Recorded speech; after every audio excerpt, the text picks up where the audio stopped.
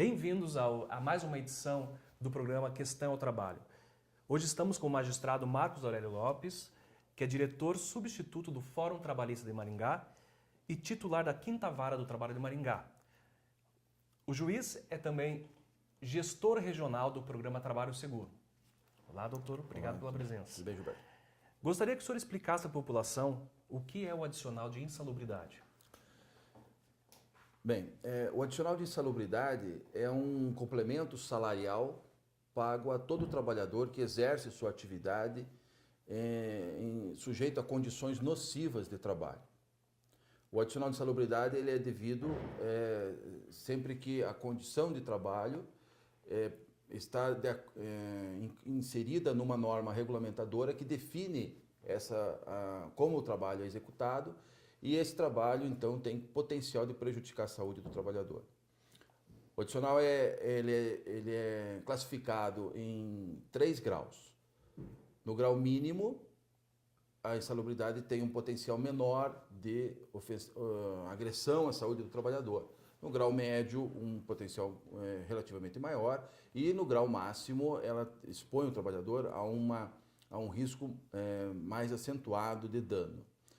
De acordo com o grau de insalubridade, é o valor do adicional. Para o grau mínimo, o adicional é de 10%, para o grau médio, o adicional é de 20% e para o grau máximo, o adicional é de 40%.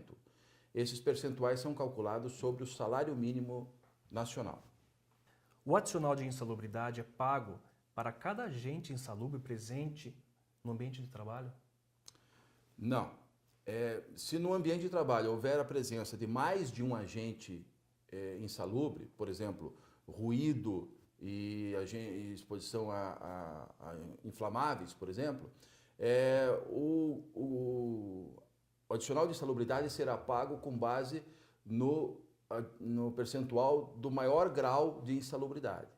Então, se uma insalubridade está disposto a uma insalubridade média e máxima, o trabalhador terá direito ao adicional máximo e não à soma do adicional médio mais o adicional máximo.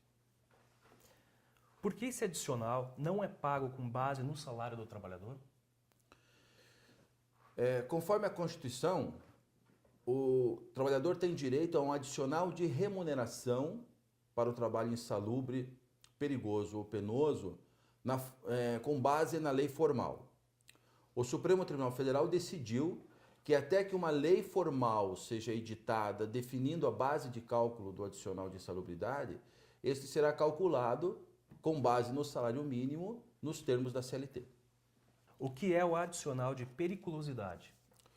O adicional de periculosidade é o complemento salarial pago ao trabalhador que fica exposto de maneira constante ou intermitente a produtos explosivos ou inflamáveis, ou a um risco acentuado de acidente, como no caso de trabalho com quadro de potência, quadros elétricos de potência. O que é o contato intermitente com o agente perigoso? O contato intermitente com o agente perigoso é aquele que se dá a espaços, a intervalos de tempo mais ou menos constantes. Uma vez por semana, uma vez por dia, em que o trabalhador não fica todo o tempo na área considerada perigosa. Este é o contrato intermitente. O contato eventual com o agente perigoso, com o produto explosivo ou produto inflamável, não dá direito ao adicional de periculosidade. E o valor do adicional de periculosidade? O adicional de periculosidade é calculado com base no salário do trabalhador. Ele equivale a 30% do salário do trabalhador. Então, o adicional de periculosidade é diferente do adicional de insalubridade, porque o adicional de insalubridade é calculado em graus, mínimo, médio e máximo, e com base no salário mínimo. Enquanto o adicional de periculosidade não há graus e ele é calculado com base no salário do próprio trabalhador. O adicional de periculosidade pode ser somado ao adicional de insalubridade? Não. No caso de haver a exposição a mais de um agente nocivo, um de insalubridade e outro de periculosidade, A lei expressamente estabelece que o trabalhador deverá fazer a opção por um deles. Atualmente, o TST está discutindo a possibilidade de acumulação do adicional de insalubridade e periculosidade no caso de exposição a agentes nocivos diferentes. Uma interpretação criativa da lei diz que, se o trabalhador for exposto a agentes nocivos diferentes, ele pode acumular os dois adicionais. Ele só estaria obrigado a fazer a opção no caso em que o mesmo agente fosse, ao mesmo tempo, perigoso e insalubre. Essa interpretação criativa compreende que a lei, ao não proibir a acumulação, torna obrigatório o seu pagamento. Por outro lado, a interpretação tradicional da lei diz que a opção do trabalhador deve ser feita mesmo na presença de agentes nocivos diferentes, porque a lei não faz nenhuma referência ao tipo de agente nocivo. E que o fato de não haver proibição para acumulação não significa obrigação de pagamento, já que o que é proibido é permitido, mas não é obrigatório. É possível que o trabalhador deixe de receber o adicional de insalubridade ou o adicional de periculosidade?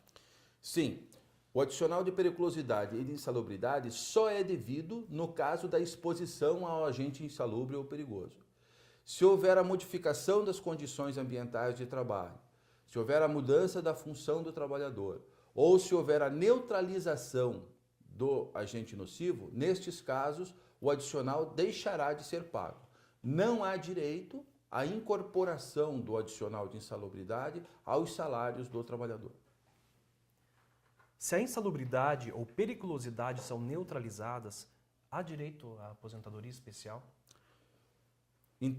Essa questão também foi submetida a julgamento no Supremo Tribunal Federal, sob a perspectiva de que mesmo a utilização de EPIs, de equipamentos de proteção individual, ou de EPCs, equipamentos de proteção coletiva, que se destinam à neutralização da insalubridade, como a atividade persiste ser insalubre, então haveria direito à aposentadoria especial.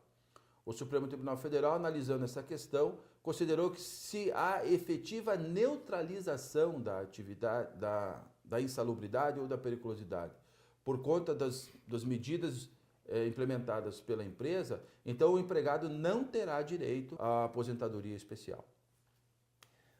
Muito obrigado, Dr. Marcos Aurélio, pelos esclarecimentos. Obrigado, Gilberto.